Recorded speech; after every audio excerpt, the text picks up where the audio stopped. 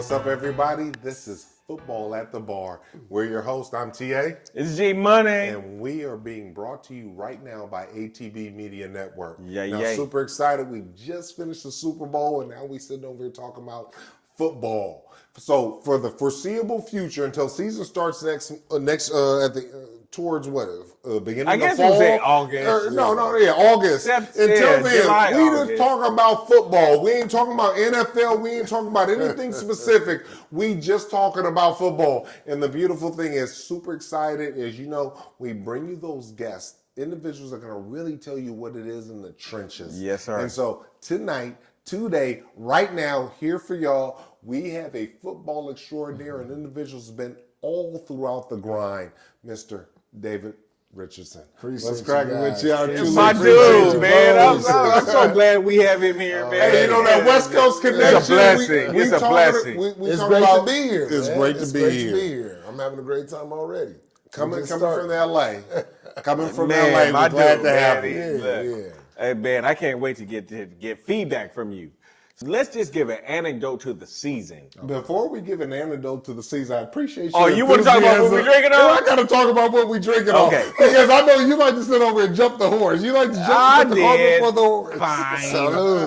Fine. Fine. So, Bang, hey, you on that what? What you want? The shield dag. The shield dag. So, single malt. They both That's on that. on. That single malt. This is my first time on it. First time on it. It's pretty good. And I'm pretty on. good. Look at there. And I'm on that Claude Chantilly. I'm on that super bougie. Y'all don't even know Yeah, about that. I know. Y'all got to get out there and go find it. That fine cognac. That's what I'm on. And before we get started, ladies and gentlemen, I need you to do me a favor. I need you to like. I need you to download. I need you to subscribe. Because, again, we only get an individual like this every so often. It's a rare occurrence. An individual that you can actually hear what the game is deep down and inside. So like, download, and subscribe for me. So with that being said, Easy Money, I know you sit over here and have an unbelievable take. The G Money. Yes, Come sir. on, I know you got a hot one. Are we itching? Oh yeah. Are we itching? I'm not here for no reason. Dressed? I'm ready. You ready? I'm ready. You see how he's dressed? He's dressed like a Raider right now. So I'm sure this take is going to be something Raider-ish. Okay. Well, before I get into my guy, and yes, and I gotta claim it, Jalalaweta. I gotta claim it. Okay. I done brought some real good content to the table, but you want to give a recap on the season and what is to come? No, I don't want. No. You asking me my honest take? One single big take. Like I got a big take. When it comes to me, I'm gonna sit over here and bring a big take. You know you messed it. You know you didn't fuck around. What's your one big take? What can you put your cojones on the table and say, this is my big take? My big take is the Raiders are going to win the Super Bowl next year. Oh my God. So you came on here to lie to everybody. You came on here to sit over here and literally bullshit every single person listening to this. Okay. So please explain to me, how do you figure that the Raiders, that we don't even know who the quarterback is going to be, that you didn't figure it out, they're going to win the Super Bowl? Please explain that one to me. Okay. So, the number one team in the league is the Chiefs. We know this, correct? Ever. Okay. I don't want to hear about you and your ever best anything diatribe. Okay. However, the Raiders have a defense now. The Raiders could, and I think they will, put together even more formidable defense than they had last year. Okay. The only thing that is missing from let's say, to unlock them is a dynamic quarterback. So if they do one of two things, either go get Justin Fields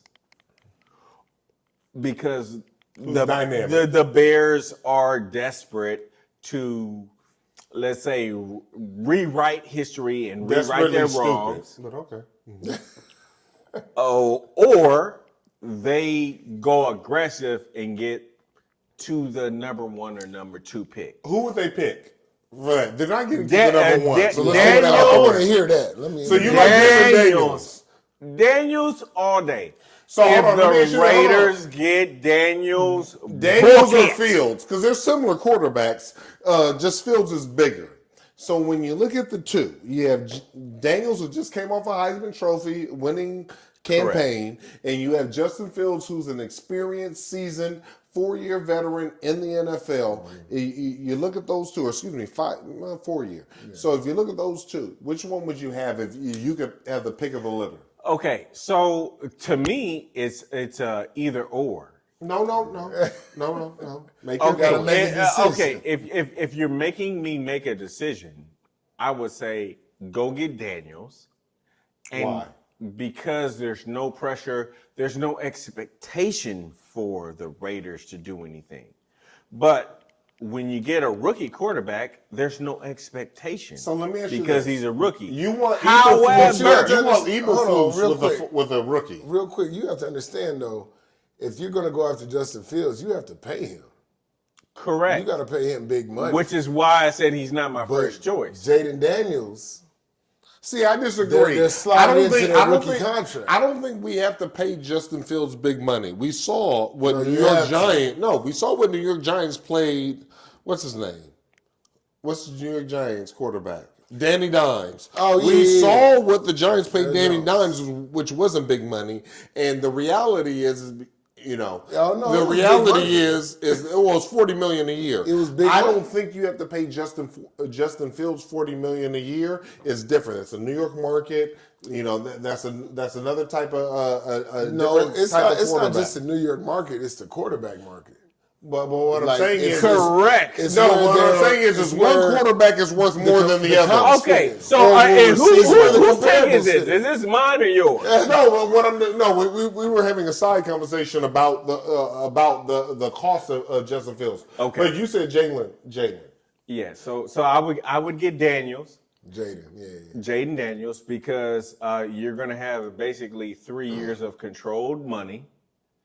And what you're going 4 years with a 5th-year option. With a 5th-year option. Now, look at my man already corrected me, and I love it. I love it, and that's something you should actually know. That's what a lot of people don't take into account is the money. So the Raiders should basically ransom any future picks that they have to ensure that they just go aggressively after the number one pick.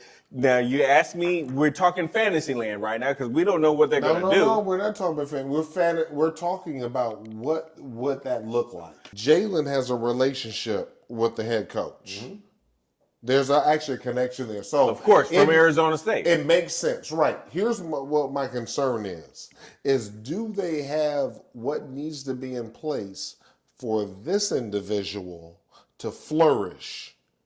In terms of, do they have an offensive leadership that can sit over and have Jalen flourish, or are they just taking Jalen because of relationship-wise? And here's where the twist is. This is why I think it would be more prudent for them to bring somebody that actually has the experience, because they don't have the experience and the coaching to develop a Jaden. Jaden won the Heisman, but he also is lighting the booty. And so you have to give him a chance to get to his grown man body. Don't already try to build in doubt. What I'm trying to explain to you, sir, in my diatribe. I'm a Raider fan, by the way. No, you're not, and how dare you? It doesn't sound like it. No, how dare you? I'm a Raider fan. Yes, I'm a Raider fan. So what I would tell you is. Thank you, bro. Since the 80s. Yeah, I feel you. I was born. I'm not cut from y'all. I'm not cut from y'all. Born into this. But what I'm saying is I still want to see Antonio Pierce win. We all know that you're a sheep, or in wolf's clothing. We know this. Stop. Don't try to. He loves. I'm a fan of football, but I'm also a fan of quarterbacks. Who is your team? I don't have like a team like that, but if I was to have a team, it would probably be the Chiefs. There it is. But hold on. This is what we all gotta know is I picked Mahomes on my fantasy football team when he was his first year starting when ain't nobody knew to pick him early, and I got that 50 touchdowns and that 5,000. And that little bit of money, except that he was a first round draft pick and a number 10 overall pick. He was number 10 overall, but people were still sleeping on him. Nobody. Number 10 overall? I don't know if you can sleep on that. No, but what I'm saying is, and from a fantasy I don't know if you can perspective, sleep on hold that. on, fantasy is not opinion, it's action. Not fantasy, but and action, my action was I picked him up in the second round or the third round, one of the two, when nobody was considering picking him up. So my action. And all I have to say to you, Dave, is he's been in love ever since. He's been a great in rapture ever since. And if you ever deny it, I'm gonna continue to get in that behind. So you understand that my mission in life is to make this man wrong. So how do you feel about, like, before you say the greatest, whoever touched the football, the greatest, whoever touched the football. So we'll get into a line of questioning, like, so Joe Montana. How do you feel about him? Joe Montana was one of my favorite because I can remember me being young. This is a little bit before your time. No, I can remember the Clark pass. I remember the Clark pass. That's how old I am. He was still in diapers when that Clark pass came. I might have still been in diapers, but I still remember. Like, I watched football. You watch football, but I watched it live. Tell him, Dave. So when you talk about Joe Montana, he was one of my very favorite quarterbacks, even more than Brady, because Brady is not, because I lost money on him and so on and so forth. So this man is the ultimate pragmaticist. But he's on a different level. I'm gonna touch on you real quick. So Joe Montana is here. Yeah. In my opinion. He's here. He's here. Quintessential. Quintessential. This is what I discussed in our last episode. Tom Brady, he wants to be like Joe Montana. Of course. Which makes sense. He's here. Aaron Rodgers. Same thing. Hold on. Listen to what I'm about to say about Aaron Rodgers. Joe Montana, Steve Young, mixed together is Aaron Rodgers. Okay. Fair enough. Is Aaron Rodgers. Fair enough. Okay. All these quarterbacks that can throw the ball accurately and run and extend the play are all spawns of Aaron Rodgers. Joe Burrow, Patrick Mahomes. I agree. No. 100%. Josh Allen. No. They all are spawns of Aaron Rodgers, which is a spawn of Steve Young and Joe Montana mixed together, which would be the perfect quarterback. Yes. If you were going to draw it up. Perfect quarterback, if you could draw it up. You would get Joe Montana and Steve Young. This is my retort. You would mix them together. Hold on. This is my retort to that. Because they can run the ball and they can throw the ball. This is my retort to that. I feel so much ease. I feel so much ease. Here's my retort in this episode. Here's my retort. You tell me a time, being an NFL aficionado, you tell me a time when a quarterback in their very first year of starting did 50-5. No, it's Patrick Mahomes. 50-5 is obviously something different, something special. Now, in a different era. Correct. Should I say? Unequivocally. No, I don't deny that. In a completely different era. Or should I say correct? It was a different era. Correct. But here's what we have. Why we have to look at this now is in this era, in this modern era. Because the rules are changed. Well, hold on. We're not talking about the era. We're talking about this modern era. How many 50-5s seasons are there? You know, there are only a couple, right? Peyton. And who Peyton, else? Brady, and it's really just Peyton. Brady was on the cusp of it, and I still. But Mahomes didn't get to Peyton. No, he didn't. He's not. Peyton got 55. Yes, Peyton has more. Yeah, and Peyton is one of those. I don't want those Aaron Rodgers. We jumped into this conversation. We jumped into this conversation because you weren't used to hearing. No, we that jumped in Mahomes this is a great conversation quarterback. because No, you because got real uncomfortable with me talking about the Raiders' domination. The one thing I promise you is I did not get uncomfortable with that. You I didn't get uncomfortable with that. Oh, okay. So But there are quarterbacks, though, that are Joe Montana, the Dan Marinos, the John Elways that came out that were elite. Then there were the Peyton Mannings, the Tom Brady's, and the Aaron Rodgers that came after that. Now, there are the Joe Burrows, the Patrick Mahomes, the Josh Allens, all those guys. As a quarterback, as a cornerback, if you have to sit over here and go against Rice, let's use Rice. He's not the best wide receiver. He's not the worst. You said he's not the best? Jerry Rice? No, not Jerry Rice. Rice on the Kansas City. Oh, Rashee Rice. Rice. Yeah, No. See, I said, hold on. No. I'm trying to keep this very real, right? In real context. Rice, yes. Rasheed Rice, and you're going against him, and he has a quarterback. Which quarterback would you be most fearful that could get Rasheed Rice the ball no matter how you guarded him? Would it be Tom Brady? Would it be Mahomes? They can sit over and do a parallel Well, see, so it would be all those quarterbacks I just named.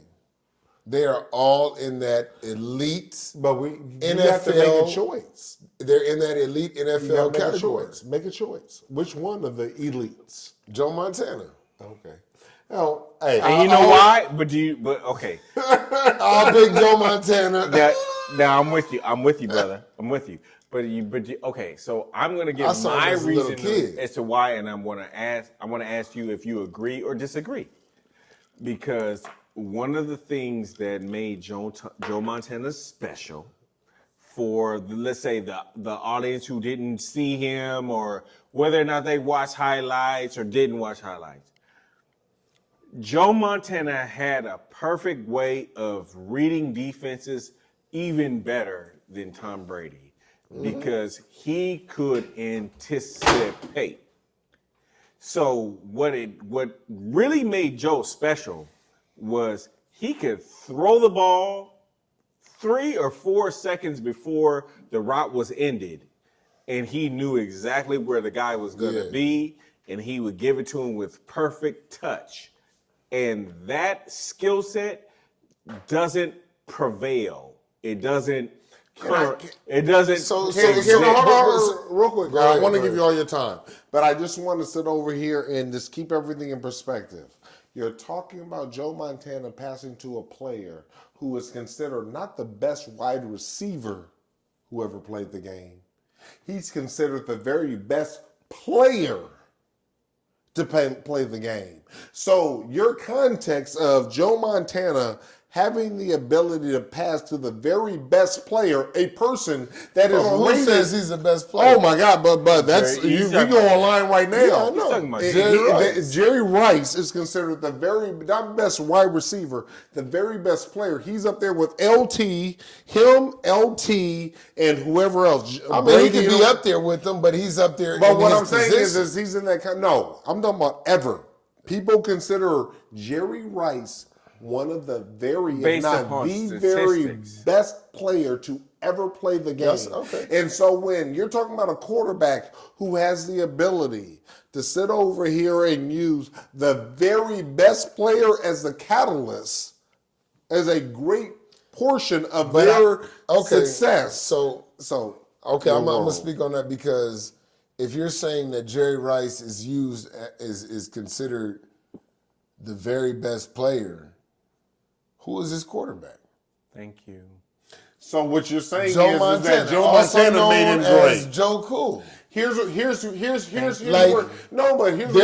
that consider Joe Montana as the best quarterback to ever play the game in the NFL. Period. Like End of story. Correct. I believe that. But even though Tom the Brady wide has receiver make that? more touchdowns, what'd you say? Did the wide receiver predicate that? Did the wide receiver make him the best, or is his skill set the best? He was the quintessential best quarterback. Have you ever considered Joe Best Montana player? being the best player ever? Is he even in that conversation? I think have he you, is. Have you ever No. spoke about him? Exactly. Be real. Because I would never spoke on him. I would say Deion Sanders is the best player. But you never spoke Joe Montana. I couldn't say. Is it fair to say? I would have to say we somebody talked who about is Jerry multifaceted. Rice as the very greatest ever. All right, so just for the sake of the audience, I'm going to sum this up from my perspective. You're up next. For the sake of the audience. Okay. There are athletes, and then there are the guys who deliver the ball to the athletes. And what I would say is that Joe Montana probably had, and I even think Tom Brady would agree with this. He had the ability to read defenses at such a clip that his ability to anticipate throws in that West Coast offense, I don't think it has ever been executed to such a degree. Now, the reason why people, let's say, revere him like Dave and I, is because we know that this was also done in an era to where Don't leave me out of that. court- Don't leave me out of that. No, I Don't am leave me because out you're of a that. little bit up You ahead. know he's my second favorite. So Okay. for you to Oh, leave okay. me out of that I'm is sorry. just very disrespectful. It was a different era. I'm sorry, sir. I will include you. I will include you. And TA. But what we're really saying is that this was in the era to where you could literally destroy the quarterback. Coming from the 70s and 80s and 90s, like yeah, it was. So when there is no, if I hit the quarterback low. All the quarterbacks do that now. All of them. They all get hit and they all roll around and look up at the ref. So with that And the being ref be said, like, okay, I'll throw it this in the season doesn't matter. We're talking about Super Bowl. In the Super Bowl, does he get an egregious level of increased calls than any other quarterback? Than his opposing quarterback. He should, and he doesn't. So we can't use that as an excuse. Okay, You're talking about the so Super Bowl. I'm going to. That's one I'm going game. to. What about the other 20 games? But you got to get there. I'm going to. But what about the other 20 games that might have The referee is not how the game is called? He lost a game against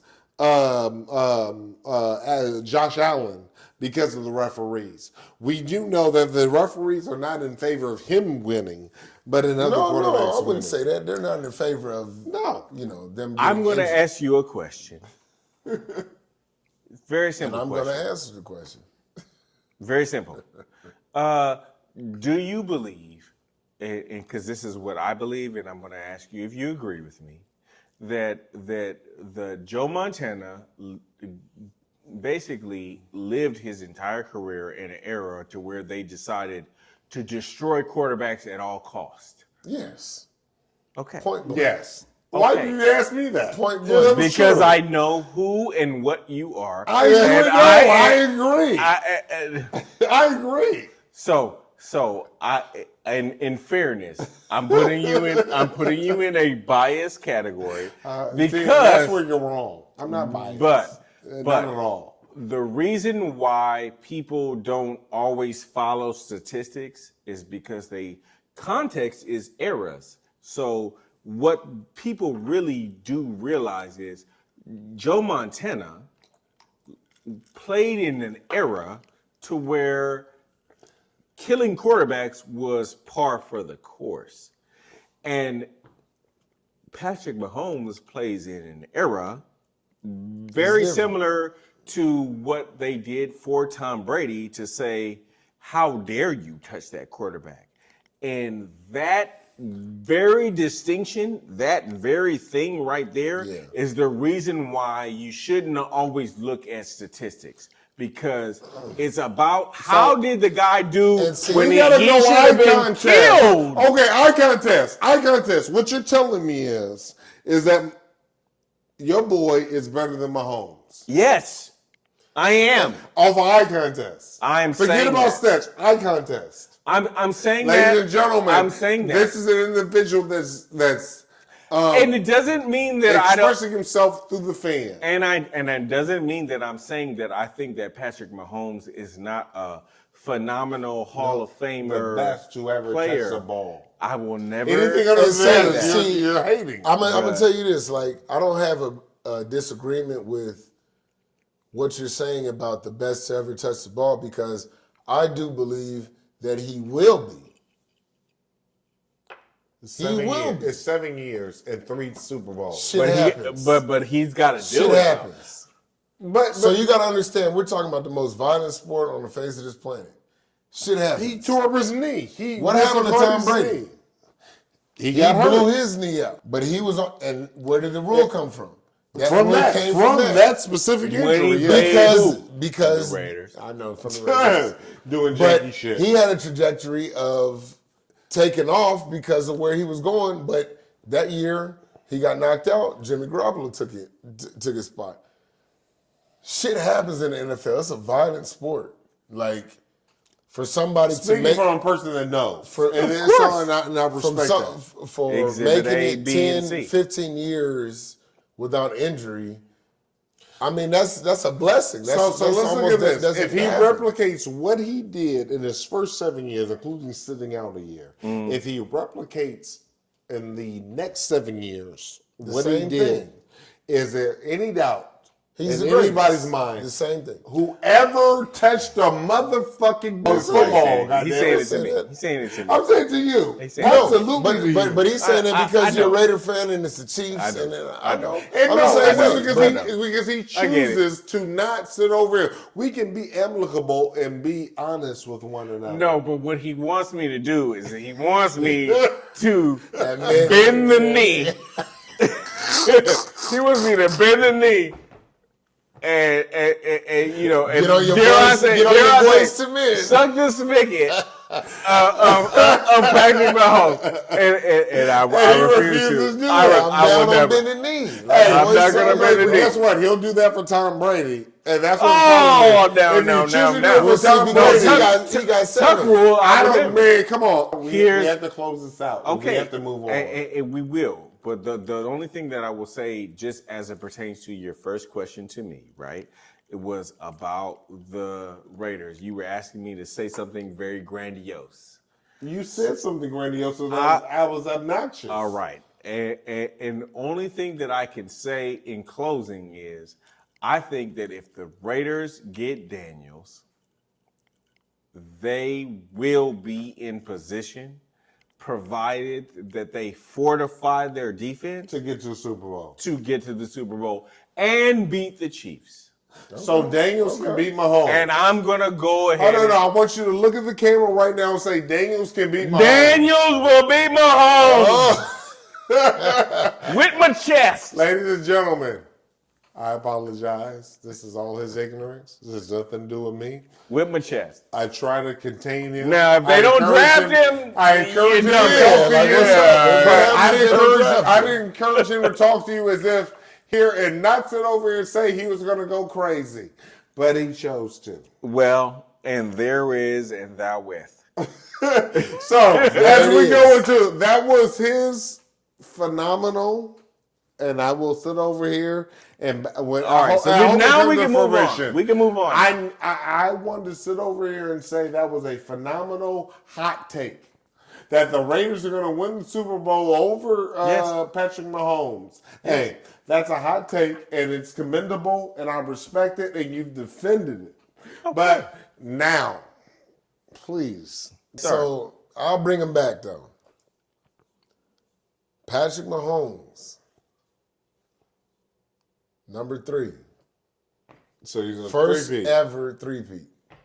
First ever three-peat. That's a hot take. That's a smart It may take. not be a hot take. That's not even a hard take. That's a smart take. Maybe a smart take. Yeah, that's a smart And take. I would say that being a Raider fan, only because he dwells in reality. I'm swallowing. Only because he got that dog in him. And he's a spawn of Aaron Rodgers, who is a spawn of Joe Montana.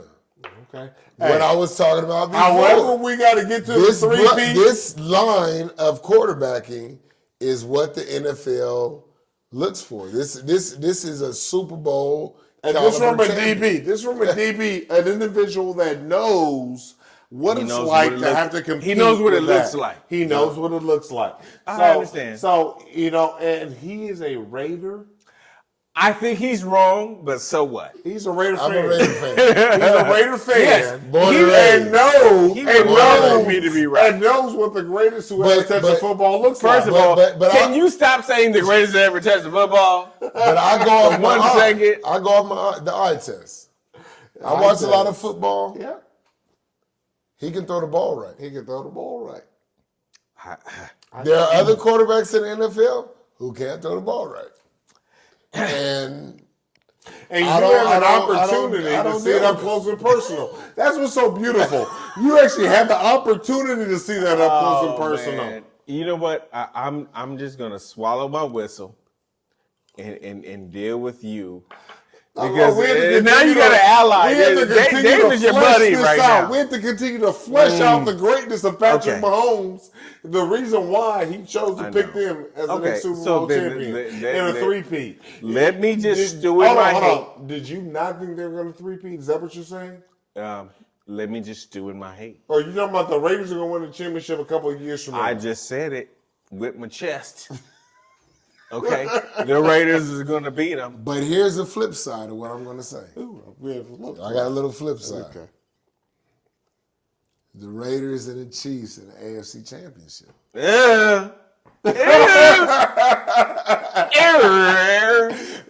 Who's the quarterback? I think it's going to be. I don't know about the Raiders. I don't know who's going to be the quarterback. But I think it's going to. I think it's you don't know who the quarterback is going to be. I think it's going to be a tuck rule incident. Okay, that gets which sounds like some hate from the league. Hold on. This is my thought process. You have the confidence in this team called the Raiders, who didn't make the playoffs last year, and you don't know who there's going to be their quarterback, which is the most important position in all of sports, that they're going to have the ability to meet the Kansas City Chiefs for the AFC Championship. I believe in Antonio. I believe in Antonio. I don't believe in a team that we don't know who the quarterback's going to be to make such a bombastic If you look at the way the team rallied around him, you got to believe in your coach. Thank you. Unequivocally. You got to believe in your coach. And if you saw Max Crosby was ready to get up out of there. He ready to leave if they don't sign Antonio Pierce. He said it. So openly. But there's other players like that because they know that he is talking real shit. So let me ask you this: to get him to that next level. Hold on. That's important. Let's bring it to a summation. From the guy who lived it. Let's bring it to a summation. Who is the Chiefs' backup quarterback? Shit, 5 years ago it was Chase Daniels. I don't know who it is now. Who cares what their backup is? If their backup was their starting quarterback this year, would Antonio Pierce have anything to do with them actually getting to a Super Bowl or getting to the AFC Championship? Hold on. Antonio Pierce beat the shit out of Patrick Mahomes as a starter. So I'm asking you this. What do you say? The Raiders had the Chiefs' backup quarterback, Chase McDaniels. No. Is it fair to say that it doesn't matter what Antonio Pierce does, that we would not be able to believe with a backup quarterback he would be able to get to the AFC Championship? The boy from Purdue beat Patrick Mahomes. Okay.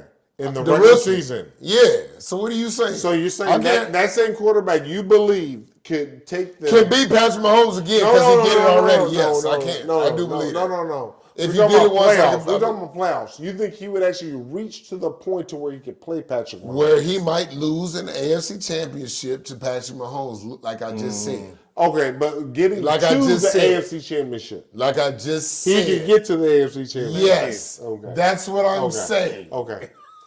Hey. Thank you. Clear as day. Hey, that's what I'm saying. And guess what? There's nothing better than Thank you. There's nothing better than having a podcast of Raider enthusiasts. Okay. Because the imagination that you guys have to sit over here and conjure up a possibility of a deranged But you're a situation fair like weather that. fan. You're a fair weather fan. I unequivocally am. You know why? You know what I'm he a is? fair weather fan. He's a first guy. I'm a fan of football. I just love the violence. I just love the violence. I just love it getting cracking. That's the only thing that I care about most often is it getting cracking. You're right. So other than that, I'm not tripping. Yes. They're going to win 3 in a row. I don't give a fuck what you say. Hey, I get it. You're right. Okay. Hey, I fumbled the bag on some other shit, but I understand. The Raiders are only all I do know is we had one of the very best who ever did it, and then we're going to sit over and three-peat. And that's what's going to give us the opportunity to be above and beyond. We're looking at. I'm gonna sit over and tidy y'all up because y'all over here babysitting and playing with the game. Thank you kindly. Yeah, go. Look, Salute. So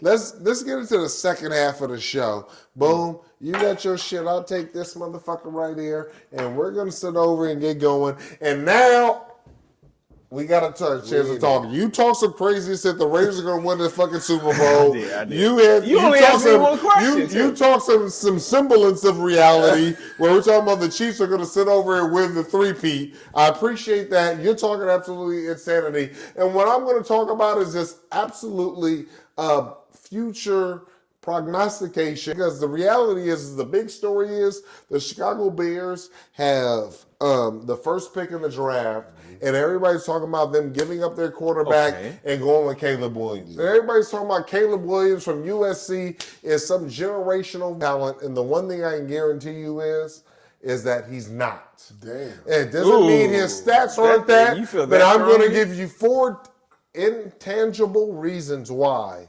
You can write down, take a picture, and I want this to be a hot take, a big take. Cut this, save it, and keep it. And get at me 3-4 years from now and bring it back to me if I'm not 100% correct, but I guarantee you I am. And here's where the reality is. This dude paints his fingernails. And here's what the twist is. I don't have a problem with anybody painting their fingernails. I have a problem with Hollywood. I don't got a problem with Washington, D.C. I don't got a problem with Atlanta. I don't got a problem with any brother sitting over and painting his fingernails. What I do know is that you look at any other athlete that's a high-level athlete that paints his fingernails, you know they're distractions. You know they're not completely dialed in and focused into the game. So what I will promise you is that's a leading indicator that this cat is not completely dialed in and focused into football when you have the time to sit over here and paint your nails. If you ever heard of Gilbert Arenas, he said nobody had a tight fade in the league unless you wasn't real. He said any of the real cats, any of the cats that was putting in the work, didn't have their waves. They weren't focused on that. They was focused on the game. If you have the time, hey, I got a little baby girl. I done painted my baby girl's nails. That's interesting. That takes some time. Okay. And if you're going to paint your own nails, that takes even more time because you got to do it with your offhand. This dude ain't dialed into the game. That's one intangible. The second intangible is, hey, I respect mental health and all that good deal. I understand that I have people in my family that have had mental health issues. I probably, my wife would say I had mental health issues and she had to send me to therapy. Oh, you cray-cray. And this dude grew up with me and he knew. You cray-cray. So I'm not disrespecting mental health issues, but what I will say is from a leadership perspective, if you're leading a franchise, there's not an opportunity for you to jump into the stands and get into your mama's hands and sit over here and cry.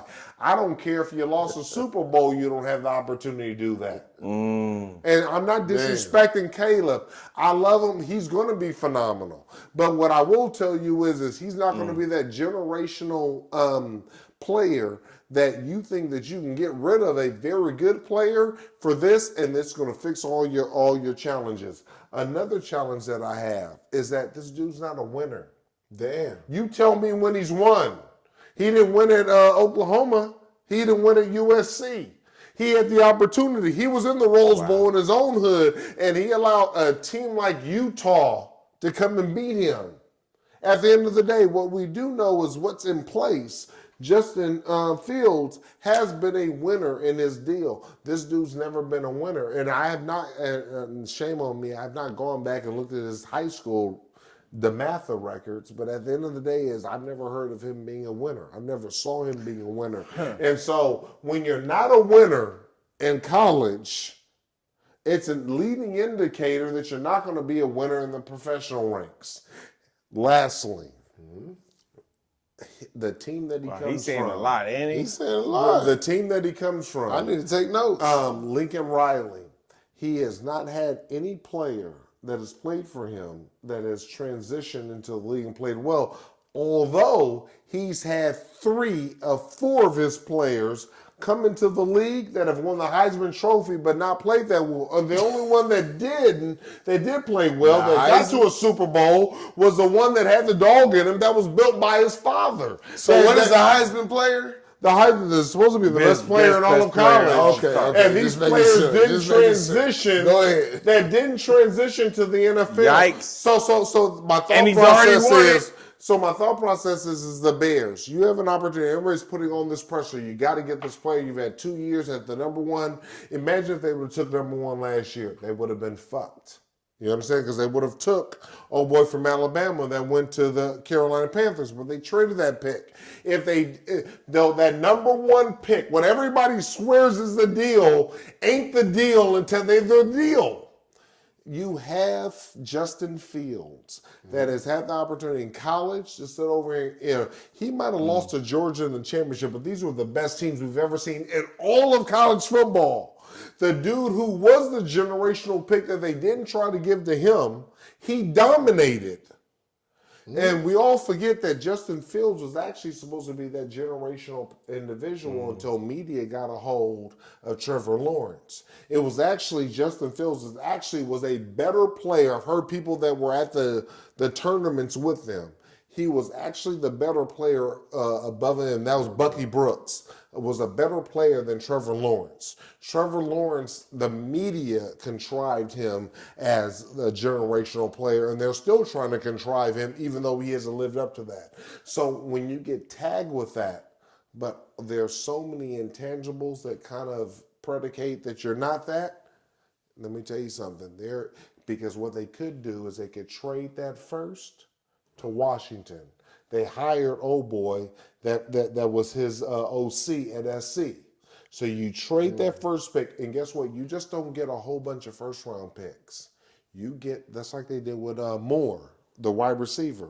They get the first round pick for next year and a player that they want, that they need. You love how he's simulating the whole draft. Because I'm brilliant. Who's first? Hey, who's in first in Chicago?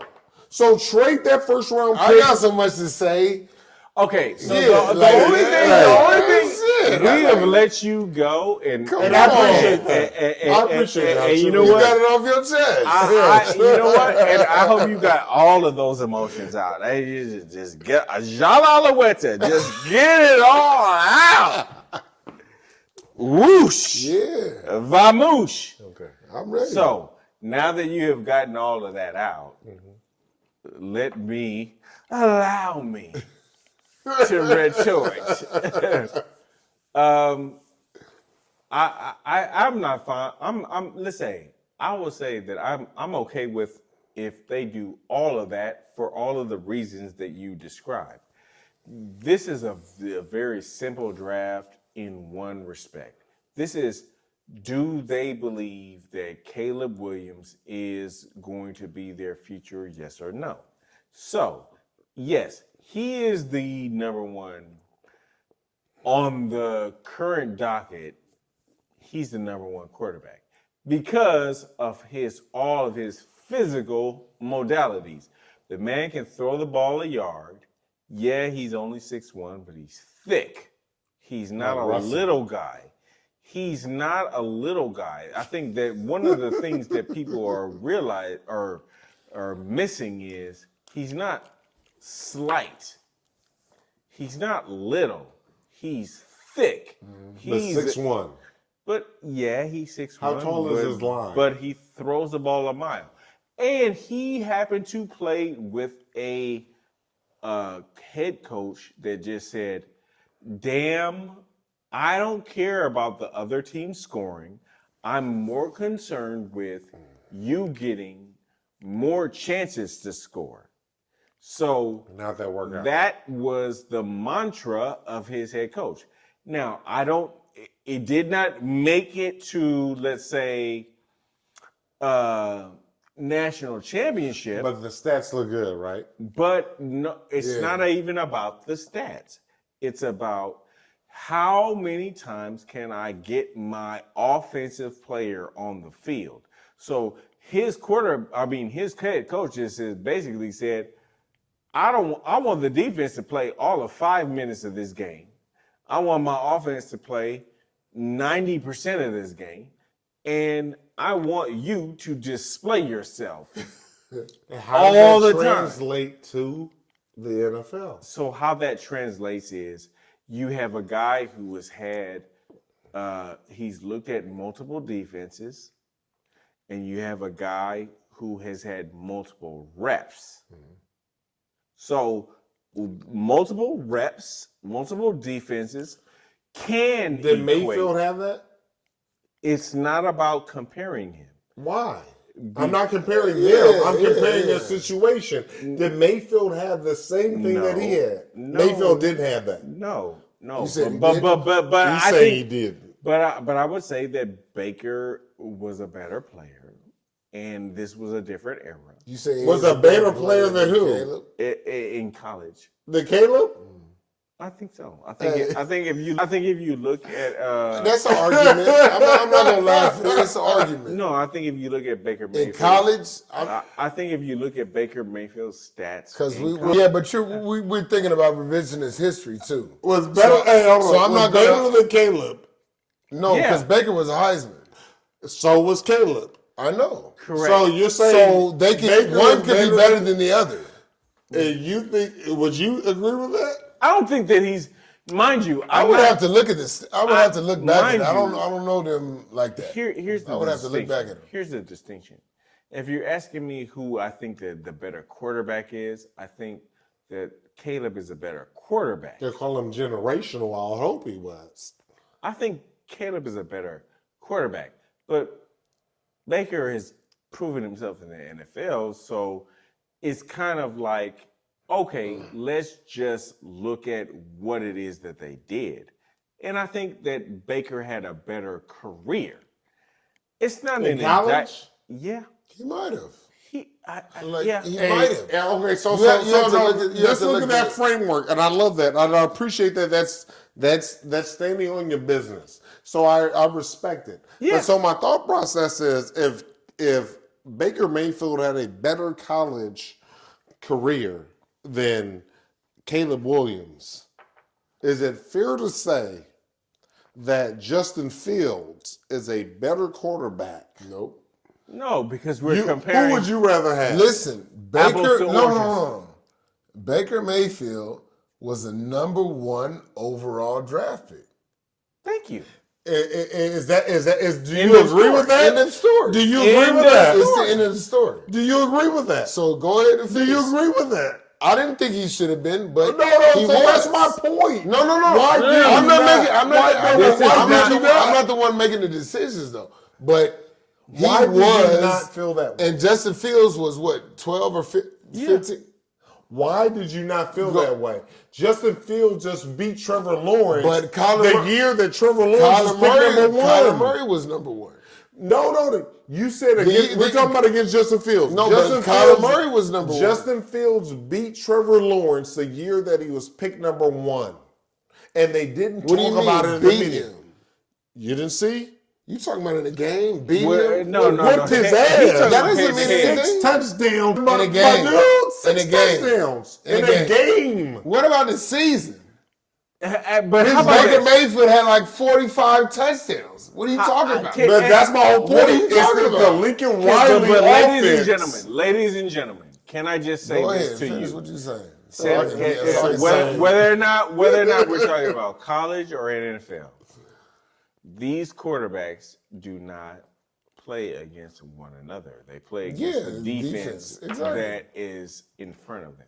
So what you're really saying is whether or not somebody had more stats or less stats, it's immaterial to the simple fact is they were playing against the defense of the team. In college, it's a little bit of a sleight of hand. It's a little bit of Not a little bit, it's a lot of bit. Okay, this way and that way, because look, stats can look real sexy, and that can get you to be the number one draft pick. That does not mean that you're going to do the same thing in the NFL, and that's really what you guys are talking about. I'm a piggyback. That's what I'm talking about. What you're piggyback talking off about that. as well. I'm gonna piggyback off of that because they're playing against 19-year-old boys. Thank you. That is valid. Yes. Okay, that's the biggest thing. They're playing against 19-year-old Boys, that are young boys. men soon to become. And it's different When you play against grown ass when men you're playing against a 30-year-old grown ass who man. didn't seen it. No, who got a family, You right. who got kids. Who's like, I'm about to. I don't care what you did in high school, little boy. Right. I'm gonna kick your ass. Right. You're a little boy. Right. You're 21 years old. And that's I why don't care. Baker. That's I don't why care. Baker Mayfield Listen. looks average right now because no, he's He's not that good. because Baker's the good. NFL was that good. But Baker he is was good. picked number one, and he ain't that good. That's how And fragile that- the quarterback is. No, hold on. So let me- and let that's me give what's you going my to happen take. with Let me give you my Caleb. take. Let me I give you my appreciate take. you making my point. Let me Thank give you you. my take because you were saying Allow him to say. about the Caleb Williams painting his fingernails and all that shit. Like, I'm not with that either. But when I turn on the tape and I watch him, he can throw the ball. But that's a No, system. no. That's a system. No, remember, it's not. No, hey, all no, I'm no, saying no, is, no. remember I told We're y'all, not it's a talking. system. Give it to him. We're not talking about systems. Give We're it to talking him. about mechanics. Okay. We're talking about what you read Sure. and your first read, your second read, your third read to your check down. Are you doing that? And yes, you are already at a collegiate level. You've been doing that since 19. So that means something to NFL executives, to GMs. That means something. Like, okay, Ding, ding, ding. you're not just told to read your first look and throw the ball there. You have to read second look, third look, You know who fourth did that? look. Stroud. Because that's the same excuse CJ that they Stroud. give about all Ohio State. Yeah. But But CJ Stroud was but- really the real But one. the thing is that he was throwing the ball. And another thing that you said about Bryce, that you said, oh, he's a first round pick in Carolina. Number one pick. Give him some time. You You I'm you not sitting hating. on him No, already. No. And it's like When he's I- only been in the league for a year. What I'm like shitting on your- is Lincoln Riley. no, but your first year in the league, Lincoln you Riley. got to understand when your first year in the league, you're 21 years old, but you're going up against Grown men, 38 you- year old, 28 year old, 28 year old. 30, 35, they're 10 Yeah. years in the league. It's like you going to prison. Dude that's been there, it's like, But you got to learn the ways of how the prison but is. Stroud Like, was doing the same shit. This is some Tell him. This is No. some Tell him. young, No, some Stroud- young boy shit. It's some young boy shit. Stroud, Like, no, you don't, Stroud didn't have to go through that, and that's no, what no, twisted he's it. going through it now, and he's having success. correct. So he's not looked at like that. But who doesn't? But if you're not, hold on. But that's an outlier. is No, what no, he's trying to he's an explain. outlier. He's an outlier. This is the only time a rookie quarterback Nobody is and did that. disagreeing with you. But what I think He's an outlier. Dave is trying to articulate is he is an outlier. And while- he is not a guy who comes along. But all the Caleb time. Williams is not going to be an individual that's going to be an outlier. That's my point. He might be. I'm telling you, he's Because not. they No, okay. that's my take. I'm Okay. telling you, and I'm he's saying not. my take is that from his mechanics and from the way he throws the ball and the way he reads the field, He might be. And that's the same thing that they said about everybody else. No. They're not saying that about everything. They said that about Bryce Young. They said that about C.J. Stroud. They did early, but then they hated. Yes, they did. Yeah, but they said it. He was the number 2 overall pick in the NFL draft. And he should have been number 1. Thank you. Maybe. Would you have picked the 5'9"? Only because of size. Would you have picked that? Would have been only different. Well, okay. But as far as accuracy, no. As far as accuracy, but they were tied. Hold on, I told y'all from the beginning. They were tied. You know what's so magical about and the only thing is that C.J. Stroud had more athletes at Ohio State than Bryce Young used against him. That Bryce Young had. No, that was the reason why he could throw the ball. But that was used against that. That wasn't real. I know, and then that's silly. And then it's silly because the reality is if those good to good people in the NFL was good people. So that's what we saw. Jackson Smith and Jigba. Seattle Seahawks. But that's the NFL. That's the NFL. But that's what I'm saying. He had first-round draft picks. Puka Nacua. Hello. Didn't he go in the 5th round? Thank you. Hello. Hold on. I think y'all have made my point for me, and I appreciate that. And I don't need to belabor it anymore. But what we do have to do, because you've got your point off about the Raiders going to win the Super Bowl. Yeah. We all know that's a stone cold mystery. I mean, you got your point off feet. against the Chiefs are going to win the 3-peat, and we all know he's unequivocally on top of it. This is an individual that knows what this professional ranks look like. He's experienced and it then he's firsthand. sitting right, and that's why he's saying the Chiefs are going to win. Yeah, and that's why I want your ass to shut the hell up and let this man talk. Again, y'all trying to gang up on me in terms of me telling you that Caleb ate the deal. I just can't wait. And guess what? This will be your first time he's feeling it.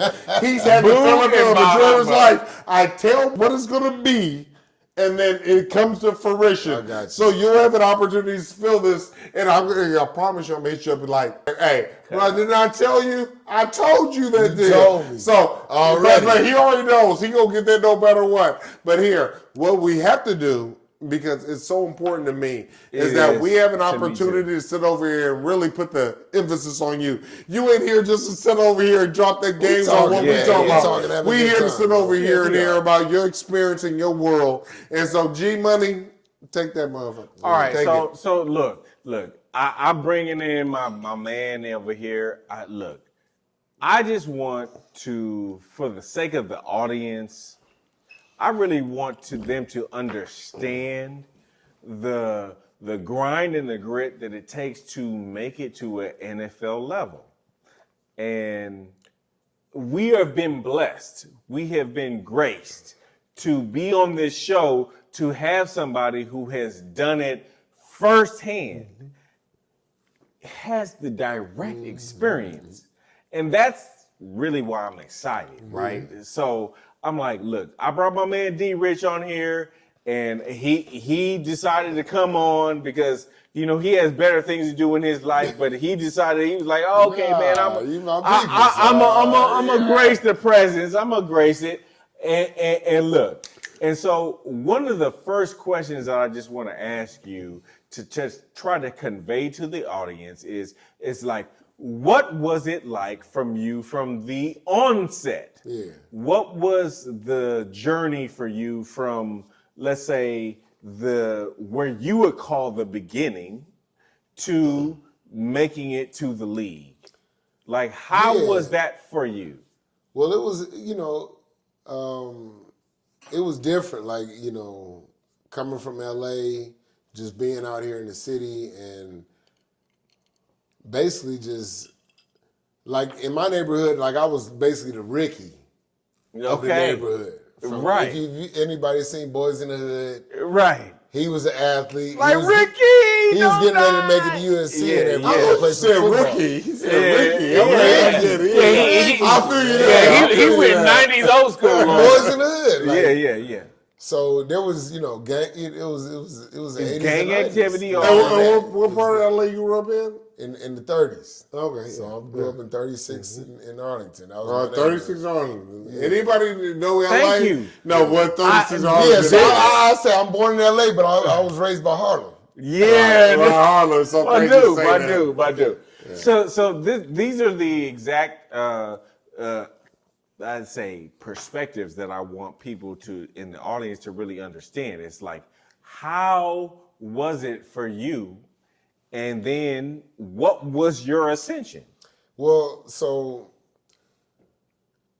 in high school, I would start a little bit before. Like our connection is that I have an older brother who's your age and was in high school and everything. Because we're old heads. Well, you guys are just a couple years older than me.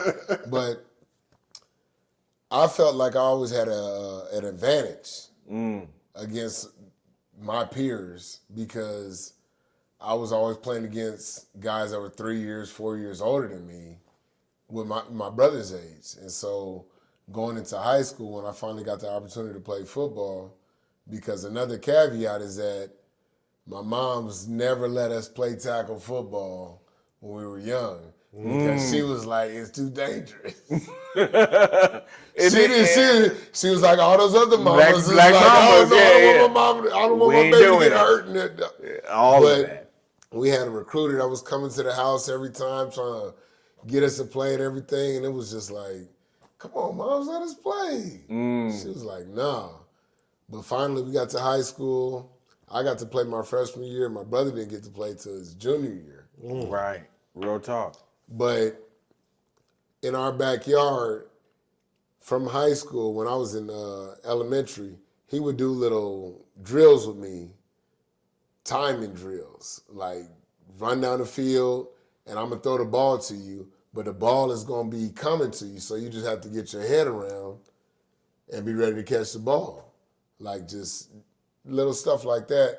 So going into high school with my peers, I was already a step ahead, like just ready to play football, even though I had never played. And so when I finally did play, man, I just took off. You were a monster. That was you were a my monster thing, in high school.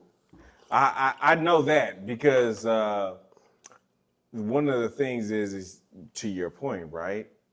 I played with your brother, the whole deal. But you were the dude that where we were trying to go into college and we weren't even caring about y'all no more. Yeah. And it was like, wait a minute, hold up. There's this dude, and I was like, this is George's brother. And George, and you was and see the thing is wrecking shop. Like the biggest thing, like you guys were 3 years ahead of me and I was a freshman. And I was like, damn, if I can only be as sweet as these guys are. No. Like, Ain't that some love? Oh, no. Like, class of 96, I was like, oh, if I could just be as sweet as these dudes. Everywhere. Corners, DBs, linebackers, D-line. We were. Receiver, everybody. I was like, man. Now, we didn't win shit. But sweet. But we were good. Sweet. Like, we didn't have a coach. It was some dogs out there. Didn't have no coaching. And so every year, it would be the class of 97, class of 98. And I was like, man, if we could just hold that torch and just hang on, like starting from spring, if I get the opportunity to lead, man, we going to do this shit right. And so, and it's different coming from LA. I'm very proud of you. And you know what? And I think that watching and observing you, I think that you made us feel like what we didn't, like, let's say, it wasn't amount to nothing. No, y'all put in and work, that was so you ended up. It was a lot of y'all like you ended up being, let's say, like a beacon of like what it is that we were trying to represent. Birds and shit. Like this is LA, and you grinded through it. So you went through high school. Yep. You grinded through that, and then you made it to college. And you know what? For most of us in the inner cities and whatnot, it was just like, hey, man, oh, look, if I can make it to college ball, that's good. That's good. Okay, that's a graduation. Boom. Did somebody want to pay me some money to play this at a college level? Cool. And it was Cal Poly, San Luis Obispo. There it is. Give me that game. Cal Poly, San Luis Obispo, man. So I mentioned just briefly like that my brother walked on at Fresno State, and his defensive back coach, J.D. Williams, I remember his name, he became the DB coach at Cal Poly San Luis Obispo a few years later. And my brother passed on my highlight tape, my senior highlight tape, to him and was like, man, And he was lights out. Yeah. So like for me, I got the opportunity from Cal Poly San Luis Obispo from my brother, because he passed on my highlight tape to the DB coach. One of the things I love about your story is because I want the audience to know that you made it to the NFL, and the thing that is most pertinent about what you're even telling me is the fact that you went through that transition, and it was about you kind of persevering through that. So obviously you made it to the league. Obviously you went through the college experience. What were the, let's say, intangibles, the prerequisites that you felt were absolutely critical to you making it to an NFL team? What were the things that you had to, let's say, do, or the mentality that you had to have to push you to that moment? So from my time in college, like, I definitely have to put a lot of,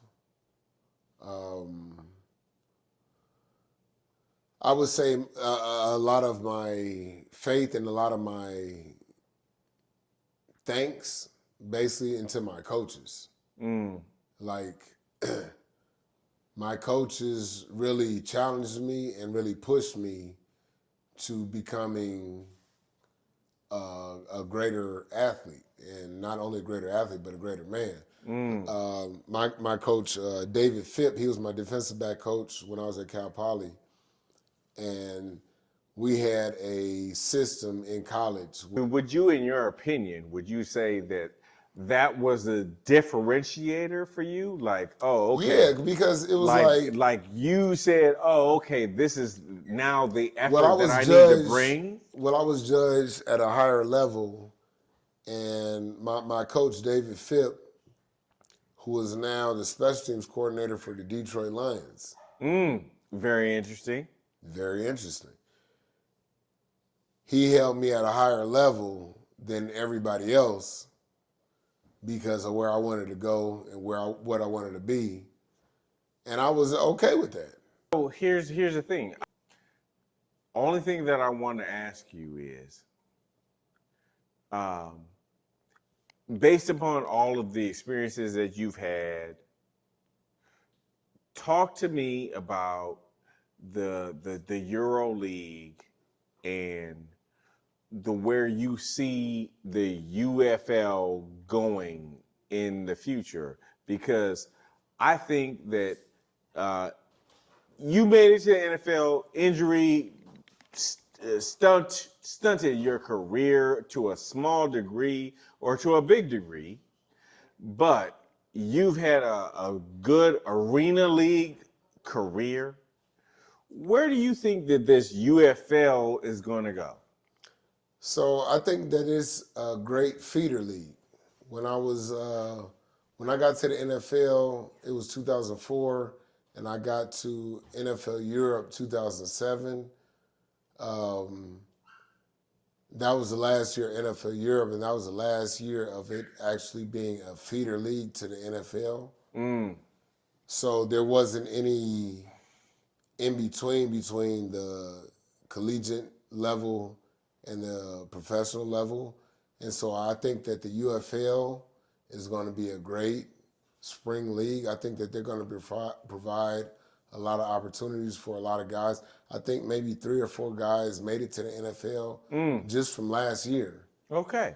And they got the exposure, and that's a big thing. Are you excited about what the UFL is trying to formulate? No, it's a good thing because the UFL is going to be able to provide a spring league for the NFL where they can bring those guys into camp. Almost like their G League now, right? It'll be perfect. That's how NFL Europe was, but that resolved. And so now that they have the UFL, I think it's going to be a great opportunity for a lot of guys who want to continue playing, and their eligibility has basically been up in college. Yeah. Like you have opportunity to play a professional football and to go up against professional athletes. NFL, You know what? NFL is gonna take heed to thrive. that. Yeah. Dave, you have a wealth of knowledge. The only thing that I'm disappointed at is we don't have enough time to really like dig in. We probably need a whole nother hour to even talk to you, man. No, but you know, you my guy. You know what? And I hope you come back, bro. I will. I hope you come back because there's a on. lot of aspects of just the NFL experience that we want to try and display here in football at the bar. Drunk otherwise, but we do want to display it. And you know what? It's all about moderation. Yeah, and you know what? And there's so much wisdom that we have not even touched on that you have that we want to just be able to We're just display. scratching the surface. Yeah. So, but thank you for being a part of this. Appreciate it. All right, bro. Hey, man, we on the move, bro. We on the move. All right, so I'm gonna have to say peace and God be with you.